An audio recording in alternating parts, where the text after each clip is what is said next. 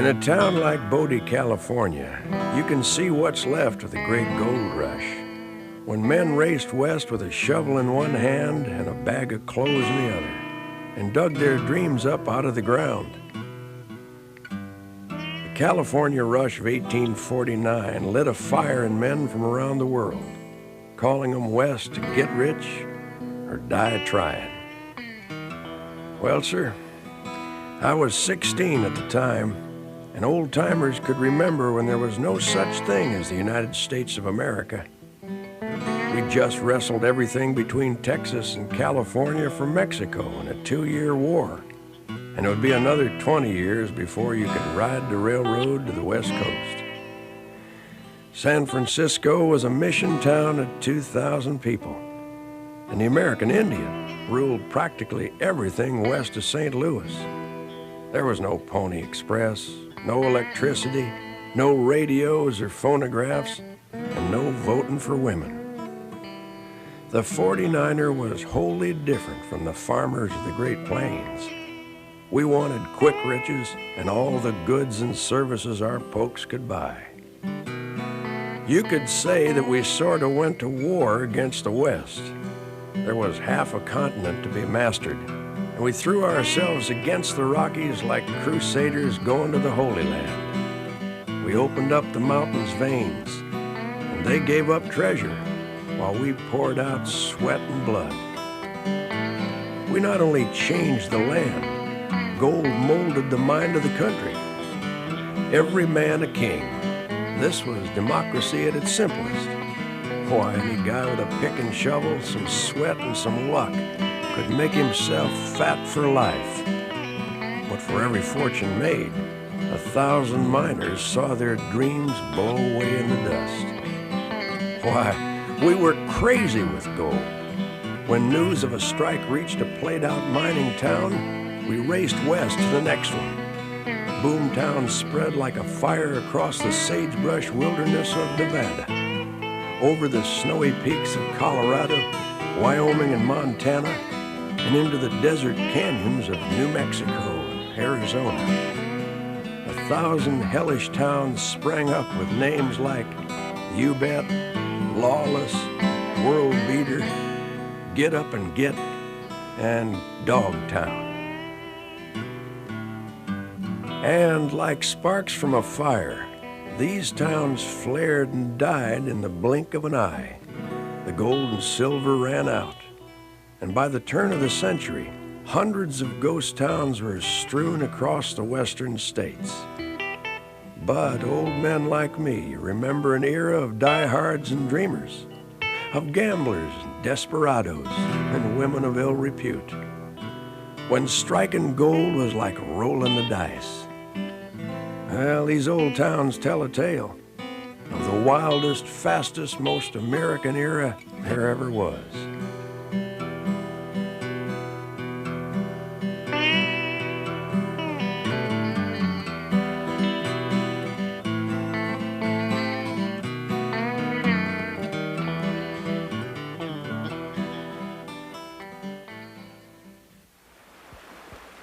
This is where the gold rush of 1849 began, on the banks of the American River near Coloma, California, about 120 miles northeast of San Francisco.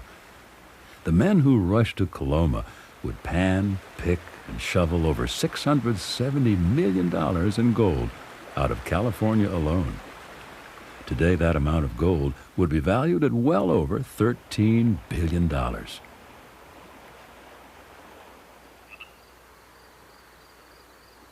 One cold morning in 1848, James Marshall stood at the edge of the American River, scanning for stray logs that might have washed up on the riverbank. Marshall was a foreman of a lumber mill and hoped to make his fortune sawing timber for homesteaders.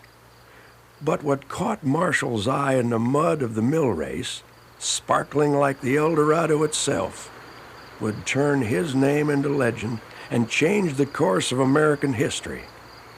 Marshall told his workers, "Boys, I believe I have found a gold mine."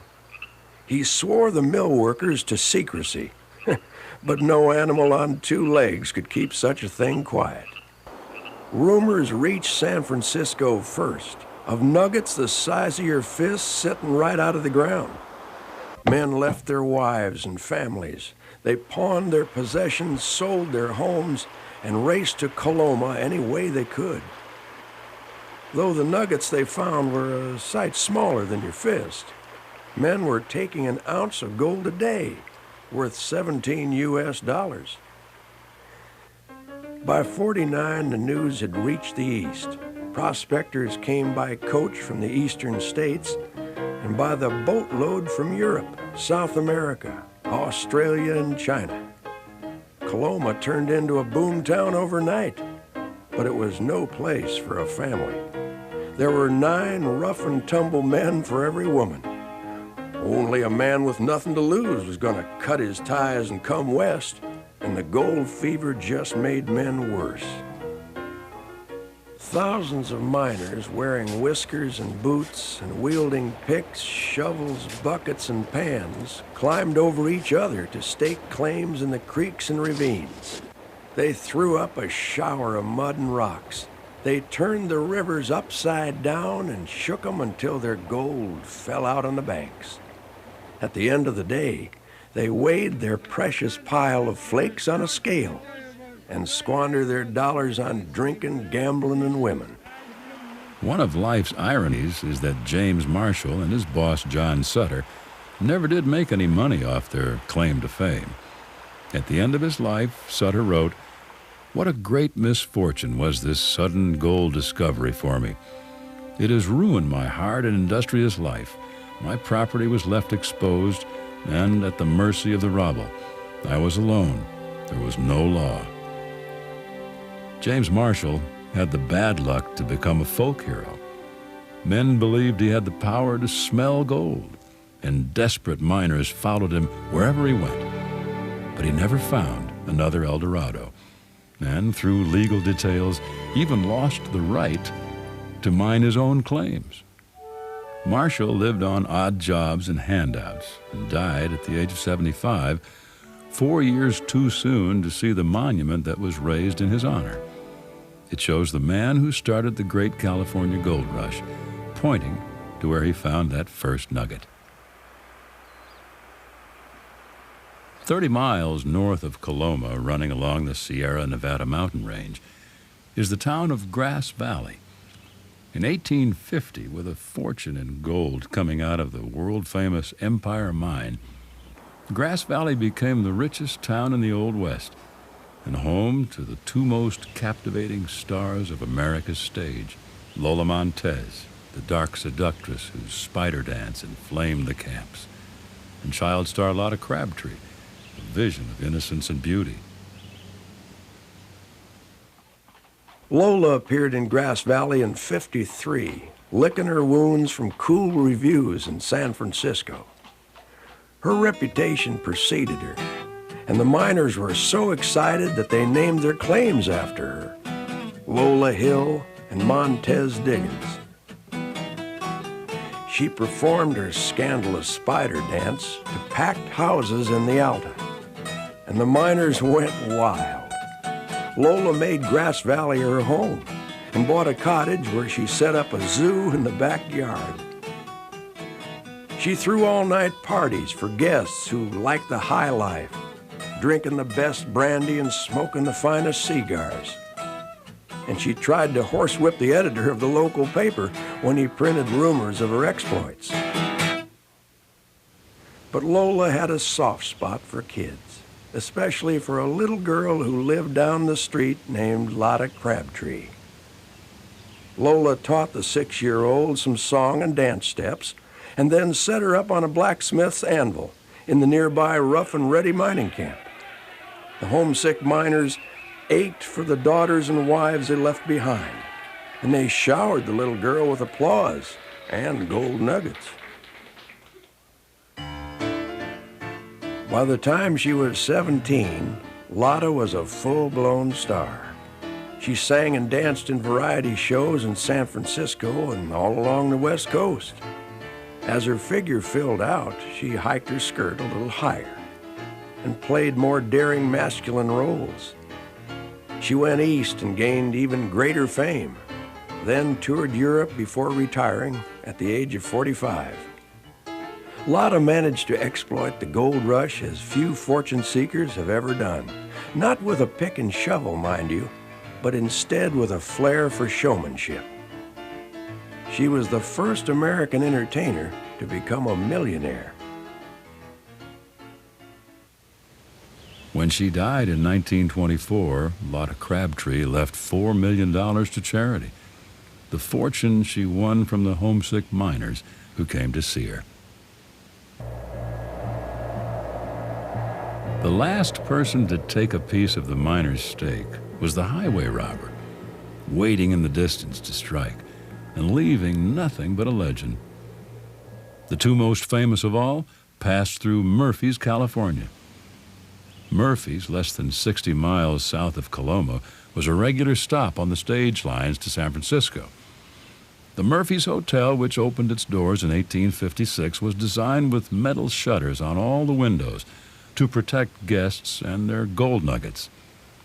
The register recorded the famous names of the day: Horatio Alger, the Rothschilds, General U.S. Grant, as well as one Charles Bolton, alias Black Bart. The name of Black Bart struck fear into every Wells Fargo rider in Southern California. The masked bandit held up 27 bullion-carrying stagecoaches in 8 years, from Calaveras County, California, to the Oregon Territory. Brandishing a 16-shooter and a double-barreled shotgun, he ordered drivers, "Throw down the box," and then left behind rhymed verses in exchange for the gold. One poem went like this: "I've labored long and hard for bread, for honor and for riches, but on my corns too long you've tread, you fine-haired sons of bitches." His sense of humor and the fact that he never shot anyone earned him the title the Gentleman Bandit. When a lady threw her purse from the coach one day, he returned it, saying, "Madam, I do not wish your money. In that respect, I honor only the good office of Wells Fargo." Just outside of Murphy's, Black Bart's luck finally ran out. He took a bullet in the arm during a holdup. Worse, he dropped a handkerchief as he ran, and detectives traced its laundry mark to a San Francisco hotel and its owner, one Charles Bolton, a retired mining engineer. There, detectives arrested the infamous Black Bart. He was held in the Calaveras jail during the trial and was sentenced to San Quentin. Black Bart was released after 4 years and vanished without a trace. One of Black Bart's last rhymes could have been spoken over his grave. "So here I've stood while wind and rain have set the trees a-sobbin', and risked my life for that damn stage that wasn't worth the robbin'."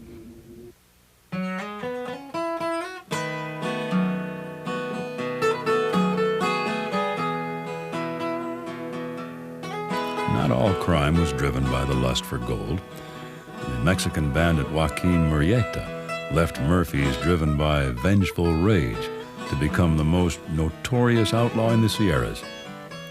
After the U.S. won the war with Mexico in '48 and laid claim to the Golden State, life grew more and more painful for the Mexicanos who found their home overrun by Yankees, hamstrung by a foreigner tax, and driven off their claims by greedy pioneers.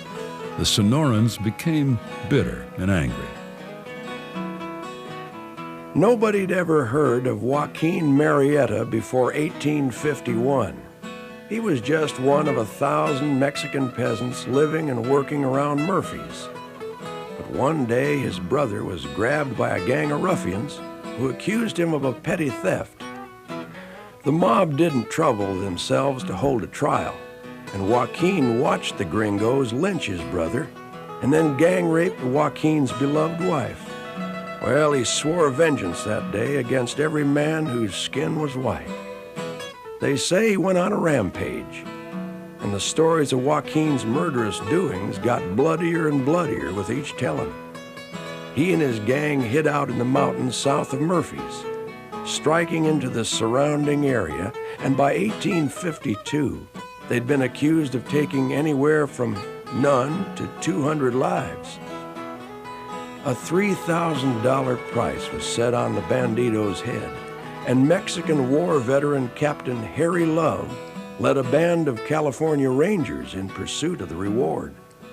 In July of 1853, Love captured a man he said was Joaquin Murrieta.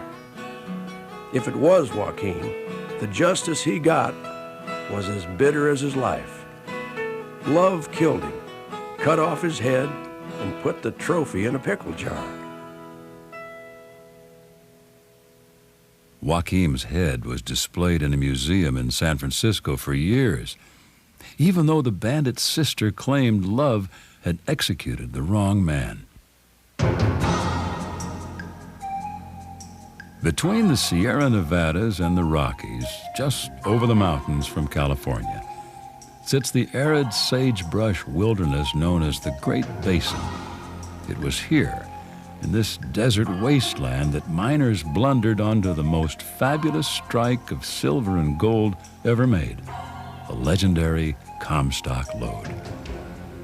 Over $400 million came out of the Comstock mines from 1859 to 1878, which in today's market would be valued at over $6 billion.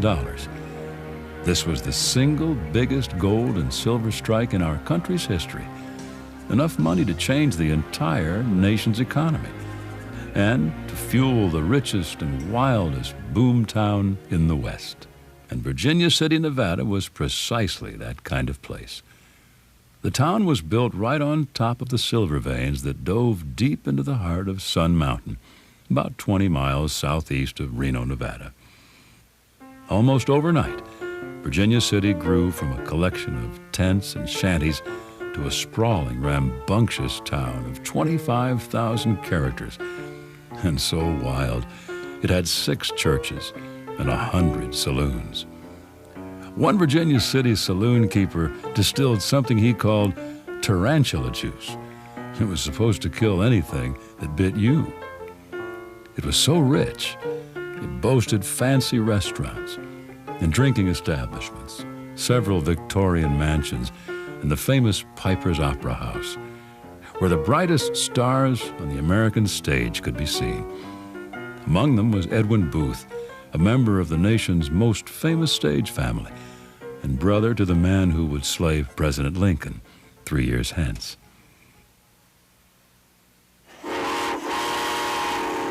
Like most of these wild boom towns, Virginia City had no history, and as such, people came from all over the country to lose their identities and start life anew.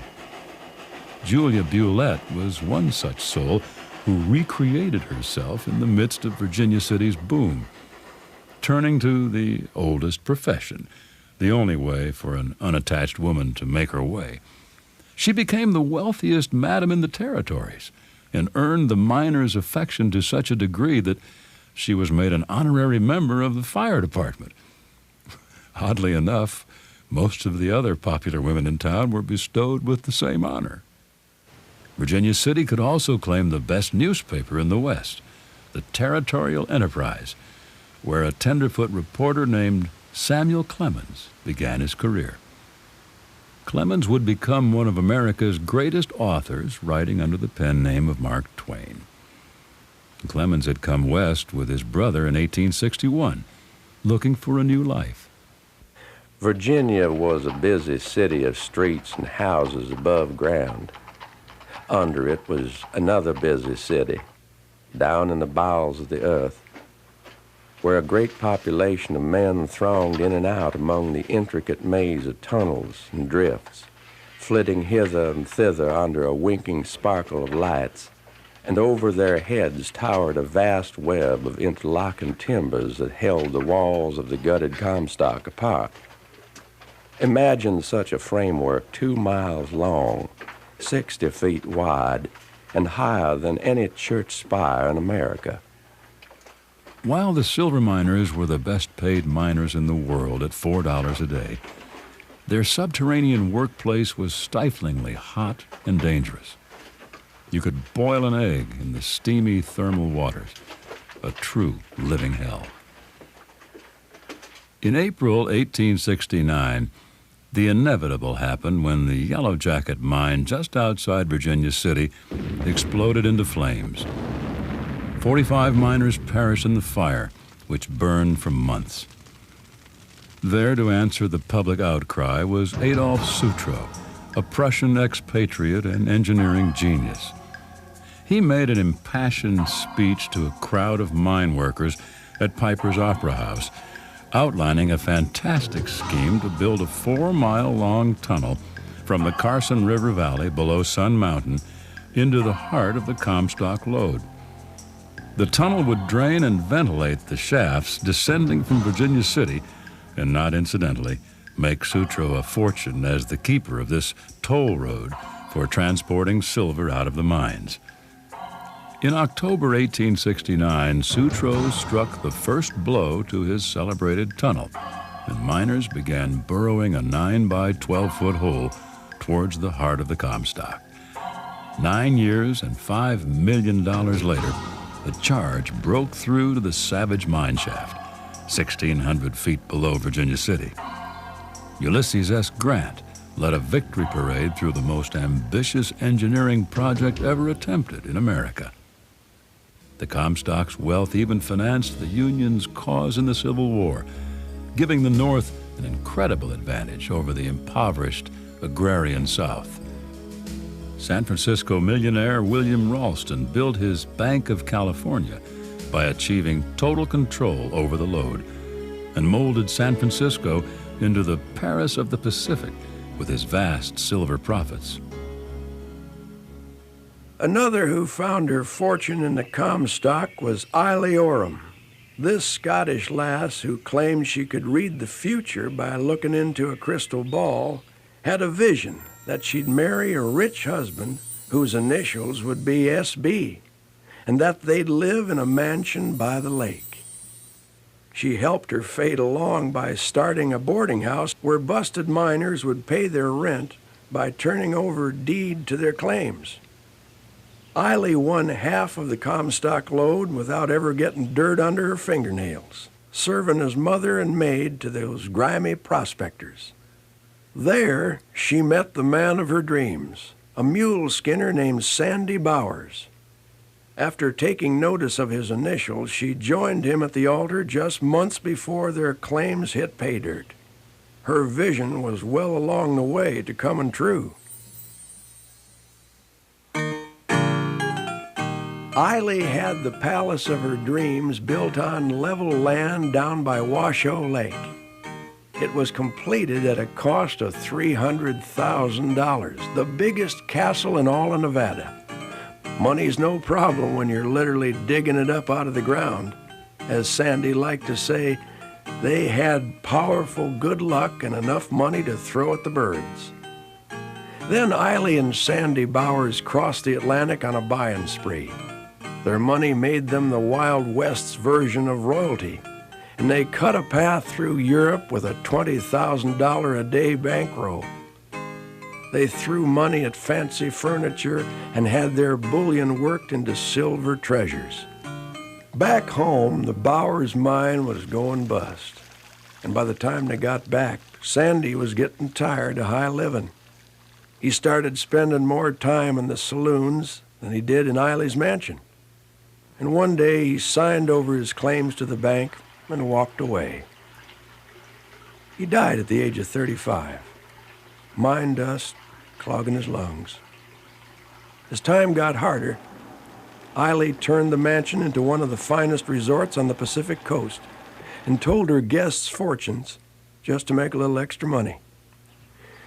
She finally sold her mansion and died in 1903, still predicting there'd be another bonanza in the Comstock lode. 150 miles to the south, the Great Basin's riches built the town of Bodie, California, the last and baddest of the old-time mining camps. and the most remarkably preserved ghost town of them all. During the town's heyday, despite its wicked reputation, Bodie's vast riches attracted a wide array of fortune seekers. More than $500 million worth of gold and silver in today's value were hauled out of its mines. The town boasted a population of over 10,000 people between its peak years of 1878 and 1882, making it the biggest place between Sacramento and Salt Lake City. Goodbye, God. I'm going to Bodie, prayed one little girl when hearing her parents were taking her there. Lawlessness was the way of life along the main street, lined with 65 saloons and as many dance halls and bordellos. A preacher once cursed Bodie as a sea of sin, lashed by the tempests of lust and passion. Bodie had it all. Lawmen and outlaws, cowboys and Indians, gamblers and gunfighters, opium addicts and vigilantes. Nearly all the men were armed, and one San Francisco bartender claimed they drank whiskey brewed from old boots, scraps of iron, snow slides, and climate. The baddest man spawned in Bodie was Washaw Pete, a man so ornery he became a gunslinging legend throughout the West.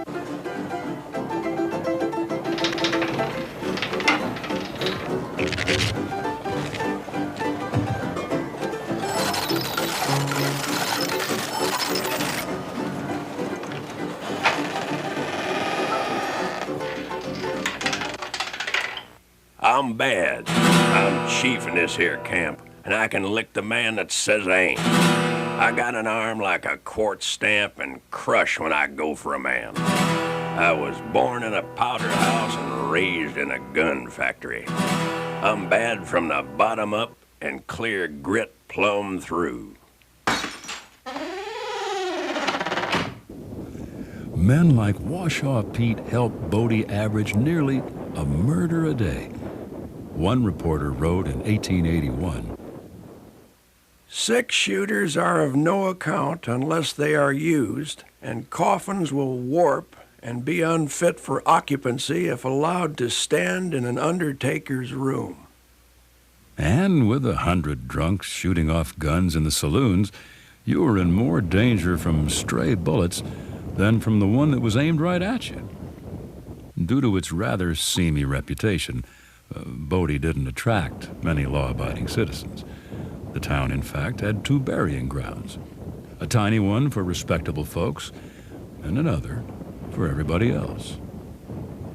Today, Bodie is carefully preserved as a California state park, visited by over 180,000 tourists each season. Like a frozen moment in time, over 150 of its structures remain eerily intact, left as they were when the boomtown went bust, as if awaiting the return of its glorious heyday, when gold was king and Bodie was as bad as it got.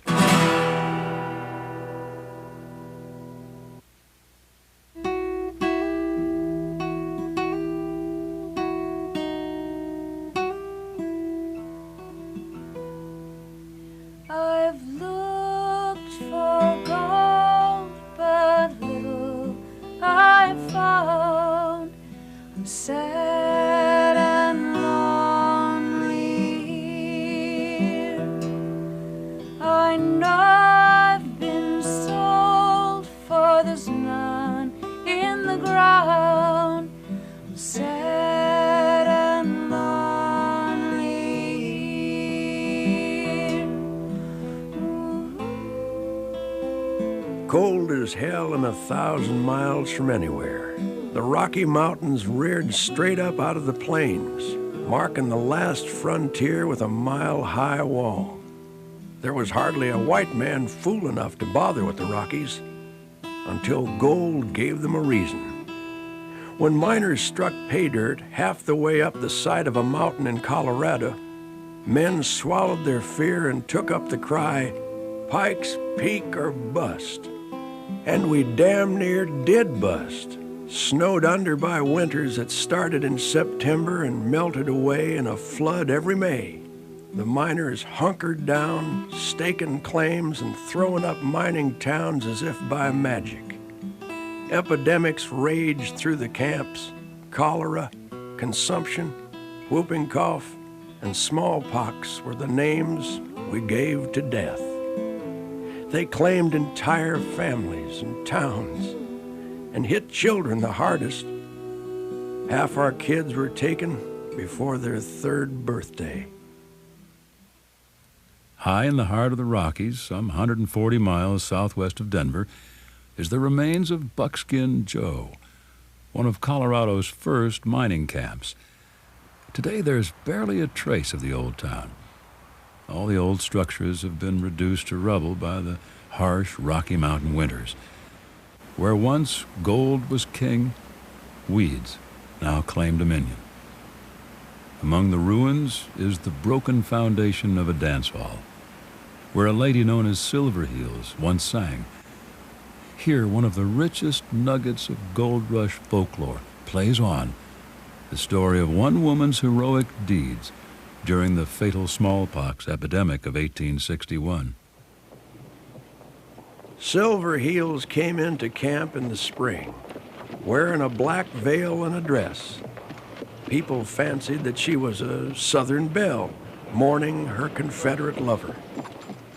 She had a certain dignity and came to the dance hall only because she was down on her luck.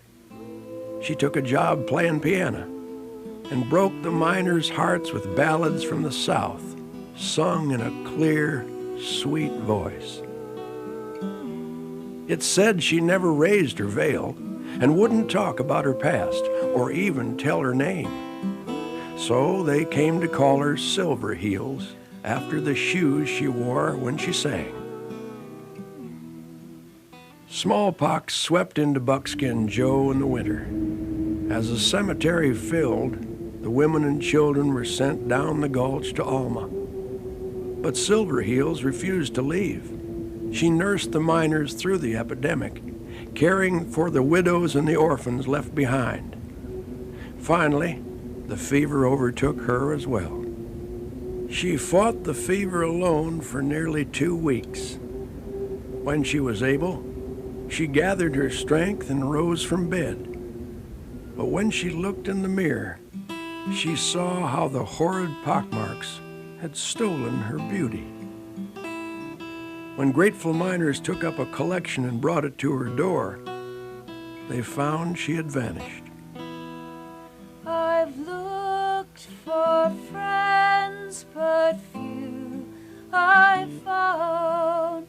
I'm sad and lonely.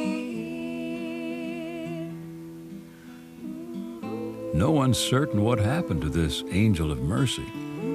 Some say she threw herself into a mine shaft, or that she stole away on a train. Years later, miners passing by the graveyard would say they caught a glimpse of a woman wearing a black veil wandering among the tombstones. Well, there's not much left of Buckskin Joe. Stands of aspen have grown up around this graveyard, and a clear stream runs past the broken foundations of the camp. And towering over it all is a memorial to one woman's courage and remarkable self-sacrifice. Mount Silver Heels.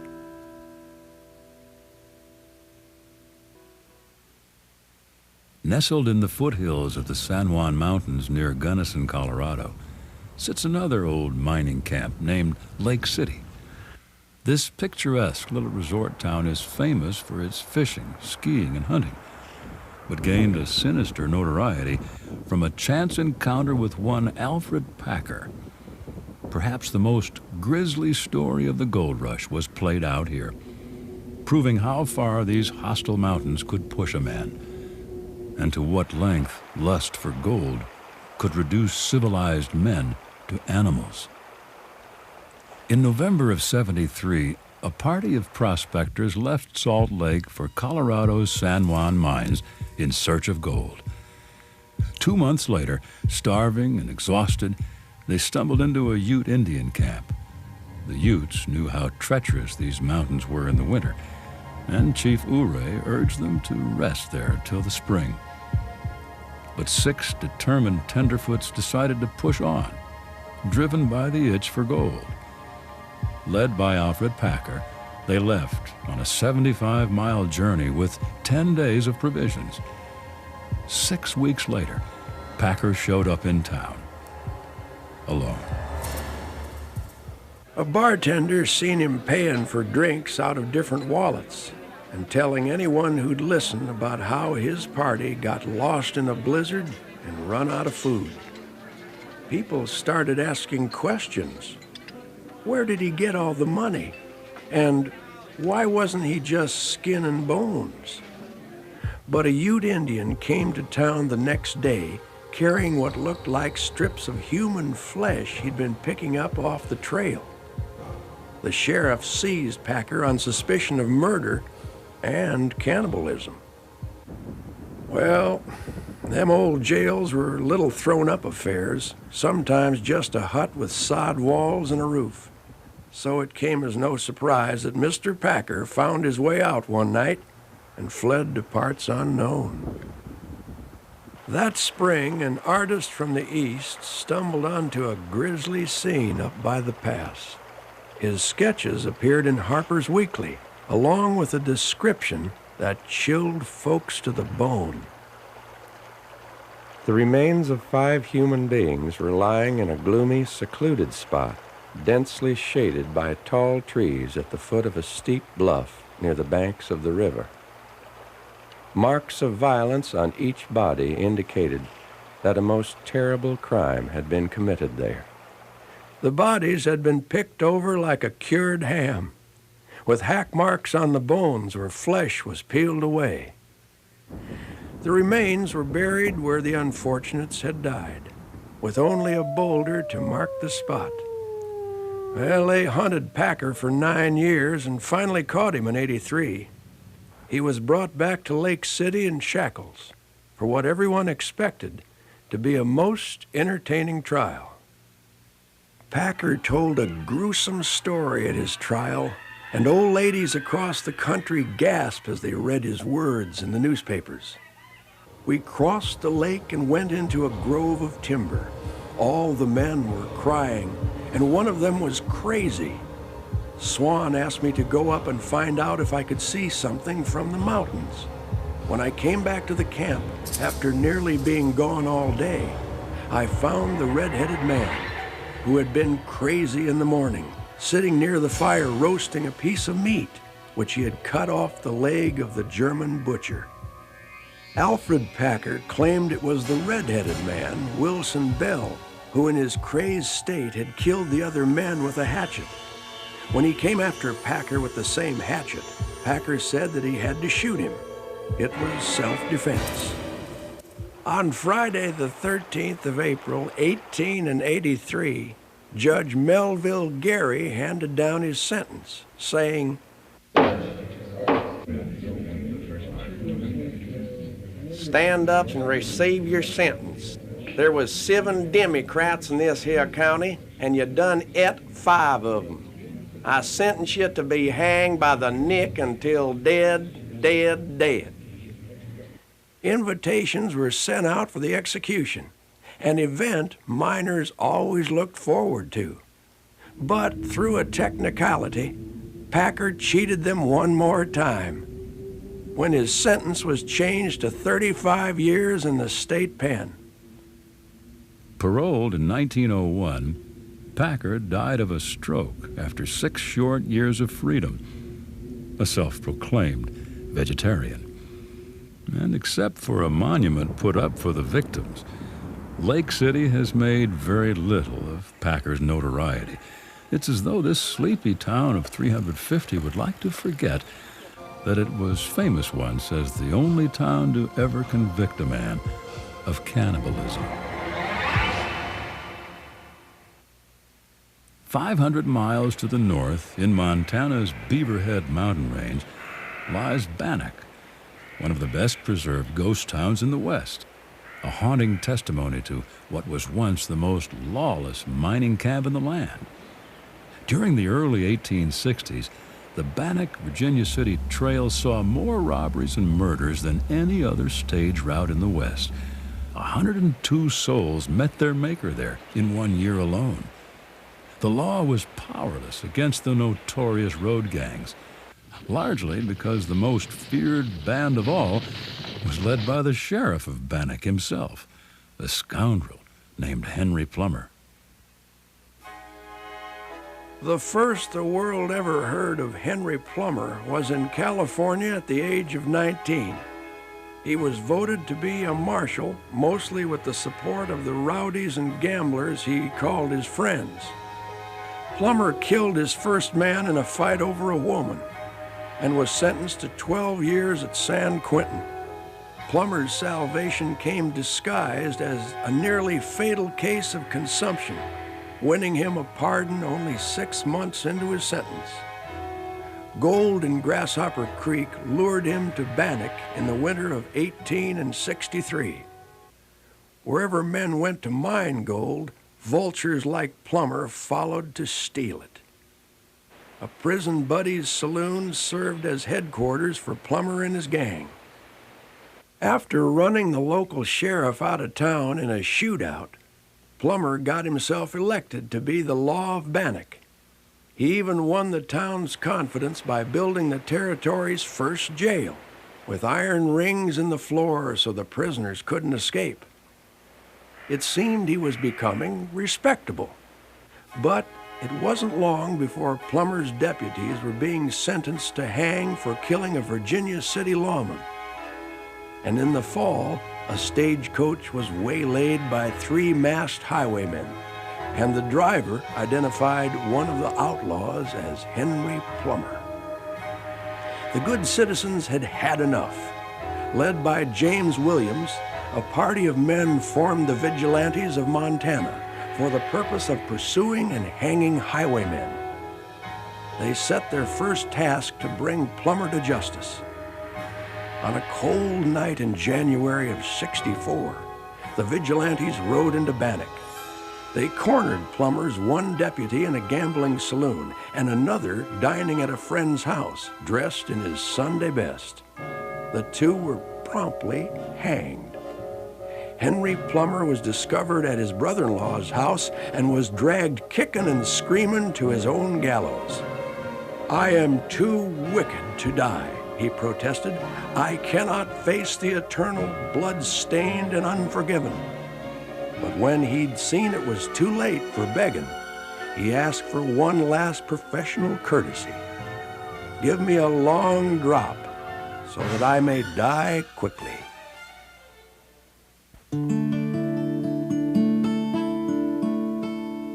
New Mexico and Arizona were the last of the territories claimed by the gold rush.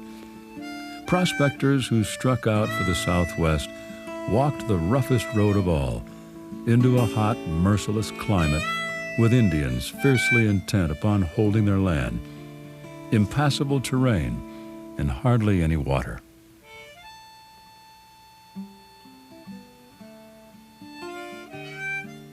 The men who stood up to the desert were equally hardy and willing to risk everything to stake their claim on a long-shot gold strike. One such man, Henry Wickenburg, left his native Germany in 1861 after being arrested there for illegally prospecting a coal mine. Running from the law, Henry set sail for America, lured by stories of fabulous gold strikes. Shortly after stepping off the gangplank in San Francisco, he was off again, this time in pursuit of America's last uncharted gold fields in the Arizona Territory. And as luck would have it, Wickenburg spotted some unusual outcroppings on a high hill overlooking his route. This barren strip of land would later become the mining town of Vulture City, located about 50 miles northwest of present-day Phoenix. Soon enough, Henry found his bonanza in '63, sitting underneath a buzzard's carcass. One afternoon, Wickenburg shot at a vulture perched on top of a hill. When he went to pick up the bird, he discovered gold in an outcropping. Old Henry staked a claim about as quick as you can say buzzard, and in 2 weeks digging, he pulled $20,000 worth of ore out of the ground and gratefully named his strike after the vulture who had had the misfortune to lead him to it. And this was the birth of Vulture City. Soon, Henry Wickenburg was worth too much to dig his gold himself, and he hired diggers who had to work under his strict German discipline. A man who used profanity or who got himself drunk could find himself without a job. It's a wonder Wickenburg could find anybody who could live up to his expectations. Leaving nothing to chance, Wickenburg even strip-searched his miners at the end of each day. As the camp grew larger, robbery, murder, and rape were so frequent that 18 men were hung from the gnarled tree in the plaza. Governor McCormick called the Vulture Mine the Comstock of Arizona. And indeed, the vein was rich. Over $2.5 million worth of gold were hauled out between 1864 and 1870, worth some $50 million by today's standards. Henry Wickenburg always had a rather half-hearted attitude about profit, and he finally sold his mining rights for a mere $85,000 in 1866, only to see the Vulture produce over $17 million in gold. He actually received only $20,000 and spent most of that money on a futile attempt to collect the rest. One summer day in 1905, Henry Wickenburg walked into his orchard and put a bullet through his head. It's said that it was the same gun he used to shoot his lucky vulture 40 years earlier. Today, visitors can trace the development of the desert's first gold rush by taking a tour through Vulture City and discovering its many fine remnants. The one-time boomtown that owes its existence to a chance encounter between a German prospector and a low-flying vulture now stands empty, as if awaiting the next big strike from the richest vein in all of Arizona.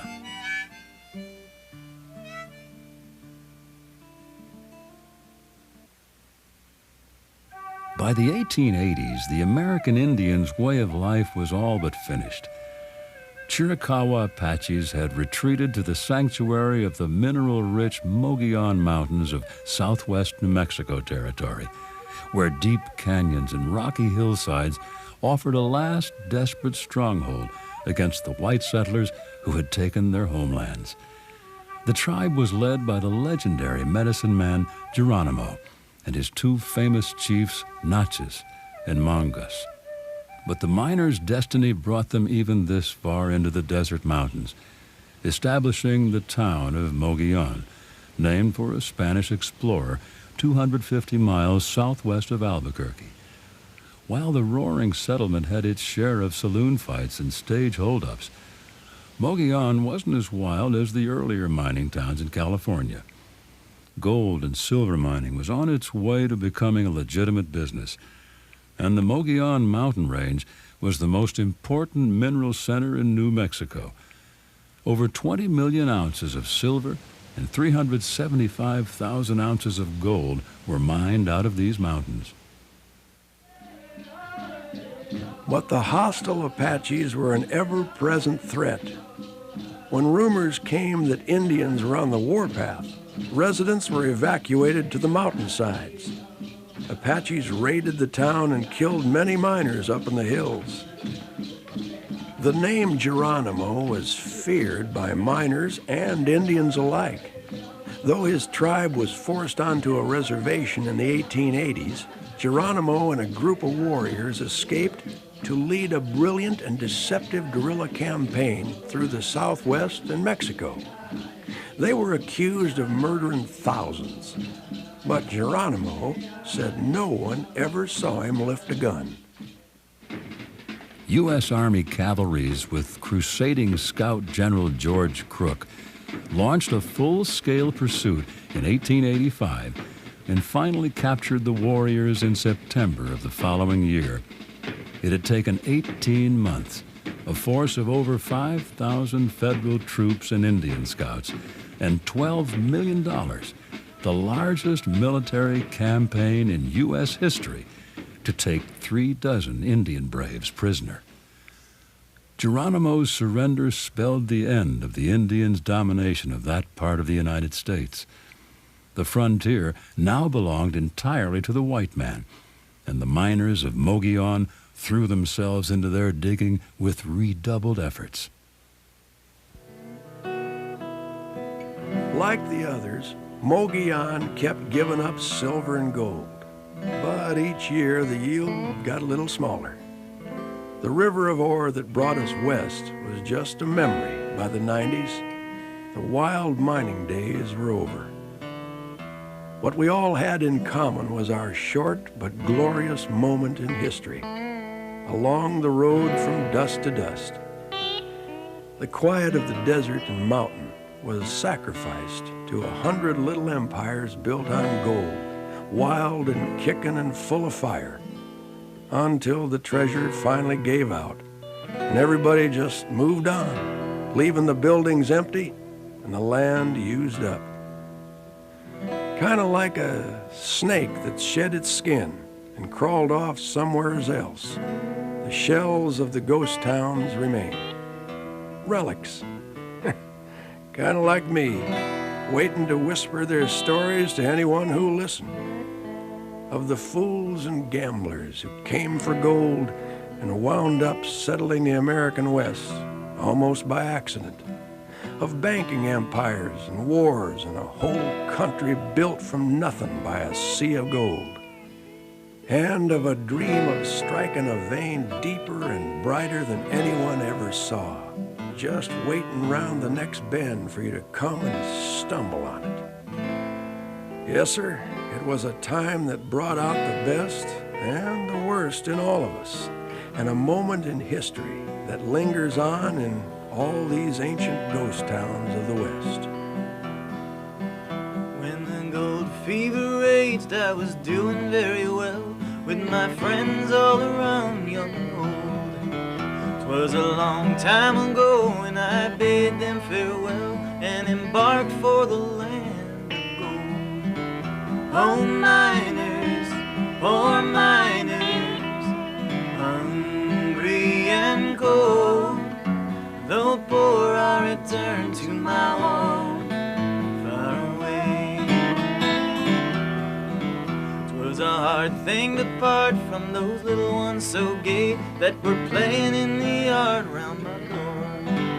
And my wife sobbed aloud as I started away, saying, farewell, I'll see you no more. Oh, miners, poor miners, hungry and cold, though poor, I'll return to my home far away.